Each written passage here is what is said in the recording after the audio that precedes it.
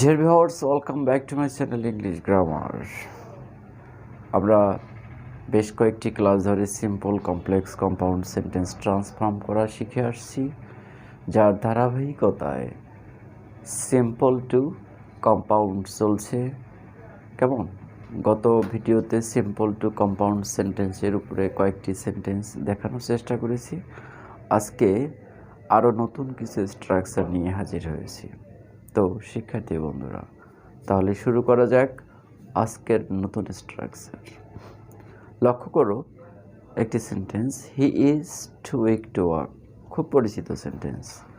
He is too weak to walk. সে এত দুর্বল যে হাঁটতে পারছে না। এই সেন্টেন্সটিকে কম্পাউন্ড করতে হলে আমরা টু এর জায়গায় ভেরি বসাবো, টু এর জায়গায় অ্যান্ড দিব। তবে আমি অ্যান্ডের চেয়ে অ্যান্ড সো লেখাটাকে বেশি প্রিফার করব। তাহলে কি হলো? He is very weak and so he কি ক্যান নট নাকি কুড নট? অবশ্যই ক্যান নট, কারণ ইজ আছে, হি ক্যান নট ওয়াক। তাহলে টু স্ট্রাকচারের সেন্টেন্সকে কম্পাউন্ড করতে হলে টু এর জায়গায় ভেরি, টু এর জায়গায় অ্যান্ড সো, তারপরে সাবজেক্ট প্লাস সাহায্যকারী ভাব হিসেবে ক্যান নট বা could not plus present form plus others. তাহলে সেন্টেন্সটি হচ্ছে he is very weak and so he can not walk. আচ্ছা, এরকম আরেকটি সেন্টেন্স দিলে করতে পারবে তো দেখো আরেকটি sentence, she was too dull to answer the question. She was too dull to answer the question. সে এত ডাল ছিল যে প্রশ্নটির উত্তর করতে পারল না। তাহলে আগের সেন্টেন্সের ধারাবাহিকতায় টু এর জায়গায় কি ভেরি, তাহলে she was very dull and so subject she could not answer the question.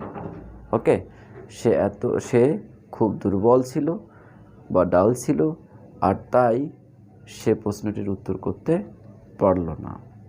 আমরা এতক্ষণ যে দুটি সেন্টেন্স দেখলাম, এই দুটি সেন্টেন্সের ক্ষেত্রে সাবজেক্ট কিন্তু একই ছিল। এমন অনেক টু এর স্ট্রাকচার আছে যেগুলোতে সাবজেক্ট তো ভিন্ন হতে পারে। এমন একটি এক্সাম্পল দেখে নাও, the sum was too difficult. The sum was too difficult for me to do. for me to do, তাহলে এই ধরনের সেন্টেন্সকে কিভাবে কম্পাউন্ড করবে? তেমন কিছুই না, জাস্ট সাবজেক্টের ভিন্নতা। তাহলে the sum was very difficult and ওই যে ফর মি লক্ষ্য করছো, মিটাকে সাবজেক্ট করে নাও, অ্যান্ড সো আই কি ক্যান নট নাকি কুড নট? অবশ্যই could not, and so I could not do it. তাহলে কি দাঁড়ালো? The sum was too difficult, too এর জায়গায় very, the sum was very difficult and so I could not do it. তো শিক্ষার্থী বন্ধুরা, তাহলে টু স্ট্রাকচারের সিম্পল সেন্টেন্সকে কম্পাউন্ড করতে আর কোনো সমস্যা হবে কি? আশা করি সমস্যা হবে না। তাহলে আমরা অন্য একটি স্ট্রাকচার দেখি এখন। আচ্ছা, সেই স্ট্রাকচারটি হচ্ছে কি টু প্লাস ইনফিনিটিভ, অর্থাৎ to plus present form, that means infinitive verb. Infinitive ভার্বযুক্ত সিম্পল সেন্টেন্সকে আমরা কিভাবে কম্পাউন্ড করতে পারি? তো একটা এক্সাম্পল হয়ে যাক। লক্ষ্য করো, yes I went to market to buy a diary. I went to market to buy a diary. Diary কেনার জন্য আমি মার্কেটে গিয়েছিলাম। এই ইনফিনিটিভ ভার্বের কম্পাউন্ড করা আরও সহজ। কীরকম দেখো, ফার্স্ট ক্লোজ অর্থাৎ টু এর আগে যে অংশটি আছে এই পুরো অংশটি লিখে আসো। তাহলে I went to market, yes I went to market, আর টু এর জায়গায় বসিয়ে দাও অ্যান্ড। আচ্ছা, বাই কিনবে, কে কিনবে? কে কিনতে গিয়েছিল? অবশ্যই আমি। এক্ষেত্রে আই সাবজেক্টটিকে সাইলেন্ট রাখতে পারো বা উজ্জ্বল রাখতে পারো। তাহলে I went to market and এখন এই বাই ভার্বটি কোন টেন্সে ব্যবহার করবে? অবশ্যই পাস্ট টেন্স, কারণ এর আগের যে ভার্বটি সেটি কি ওয়েন্ট, সিম্পল পাস্ট। তাহলে এখানে বাইয়ের পাস্ট ফর্ম কি দাঁড়াচ্ছে? Yes, bought, BOUGHT। I went to market and bought a diary. আমি বাজারে গেলাম এবং একখানা ডায়েরি কিনলাম। কি অনেক সহজ না? আরেকটি সেন্টেন্স তোমাদের জন্য, ঠিক আছে? আচ্ছা, ধরো এভাবে যদি করি, দে প্লেড, দে প্লে, আচ্ছা আমরা প্লেড পাস্ট টেন্স না করে প্রেজেন্ট টেন্সে করি। They play regularly, they play regularly to keep fit, they play regularly to keep fit. এ ধরনের সেন্টেন্স কীভাবে করবে? Same case, they play regularly and so they can keep fit. They play regularly, তারা নিয়মিত খেলে আর তাই তারা সুস্থ থাকতে পারে। They can keep fit. এখন শিক্ষার্থী বন্ধুরা, এই ইনফিনিটিভ যুক্ত অন্য একটি স্ট্রাকচার, অন্য একটি ভার্ব লক্ষ্য করো। ইয়েস, যেমন ধরো read attentively, read attentively to make a good result, read attentively to make a good result. আমরা ইনফিনিটিভ যুক্ত অপর যে দুটি সেন্টেন্স করে আসলাম, এই সেন্টেন্স দুটি কিন্তু কি অ্যাসার্টিভস ছিল, কিন্তু এখন রিড অ্যাটেন্টিভলি, মনোযোগ দিয়ে পড়ো, পড়াশোনা করো, to make a good result, ভালো রেজাল্ট করার জন্য। এই রিড অ্যাটেন্টিভলি, এটি কি অ্যাসার্টিভ? নিশ্চয়ই না, এটি হচ্ছে ইম্পারেটিভ সেন্টেন্স। অর্থাৎ ইনফিনিটিভ যুক্ত ইম্পারেটিভ সেন্টেন্সের কিভাবে কম্পাউন্ড করতে পারো তোমরা? না, তেমন কিছুই না।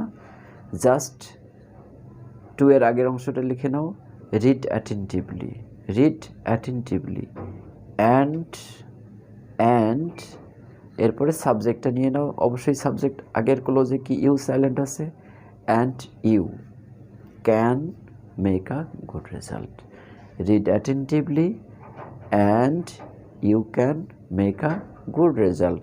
অর্থাৎ ইনফিনিটিভ যুক্ত সেন্টেন্সটি যদি ইম্পারেটিভ হয় সেক্ষেত্রে অ্যান্ডসো না লিখে অ্যান্ড লেখাটাই বেটার। আচ্ছা, আরেকটি এক্সাম্পল আমরা দেখে নিই, তাহলে সুবিধা হবে। কেমন? Take an umbrella, take an umbrella, take an umbrella, yes, not to, take an umbrella not to get drenched, take an umbrella not to get drenched। অর্থাৎ একটা ছাতা নাও বৃষ্টিতে না ভেজার জন্য।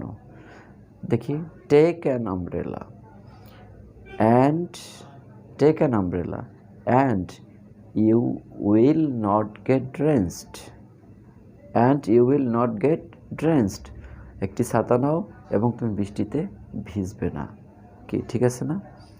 তাহলে তো এখানে আমরা ইনফিনিটিভ যুক্ত সেন্টেন্সটি যদি কি ইম্পারেটিভ হয় সেক্ষেত্রে জাস্ট টু এর আগের অংশটি লিখব। এর আগে আমরা কি করতাম, টু এর পরে যে ভার্বটি আছে সেটি আগের ভার্বের টেন্স অনুযায়ী ব্যবহার করতাম, আর এখানে ব্যবহার করব আমরা সাবজেক্ট প্লাস, সাবজেক্ট হিসেবে কমন ইউ আসবে, ক্যান বা উইল ব্যবহার করব, plus present form plus others. যেমন take an umbrella and you will not get drenched, একটি ছাতা নাও এবং তুমি বৃষ্টিতে ভিজবে না। তো সেক্ষেত্রে বন্ধুরা, এই যে আমরা আজকে যে কয়েকটি সেন্টেন্স, যে কয়েকটি স্ট্রাকচার আলোচনা করলাম, এই আলোচনা যদি তোমাদের এতটুকু কাজে দেয়, এতটুকু উপকারে দেয়, তাহলে অবশ্যই আমার চ্যানেলটি সাবস্ক্রাইব করবে। আর ভালো লাগা, যে কোনো কিছু ভালো লাগা মানুষদের সঙ্গে তো শেয়ার করতে হয়, তাই না? তো আশা করি সেটি করবে। আর হ্যাঁ, ক্লাসটি তোমাদের কেমন লাগলো সেটা কিন্তু কমেন্ট বক্সে জানাতে ভুলো না কিন্তু। তো শিক্ষার্থী বন্ধুরা, আগামী ক্লাসে আরও নতুন কিছু স্ট্রাকচার নিয়ে হাজির হওয়ার প্রত্যাশায় আজকের মতো আল্লাহ হাফেজ।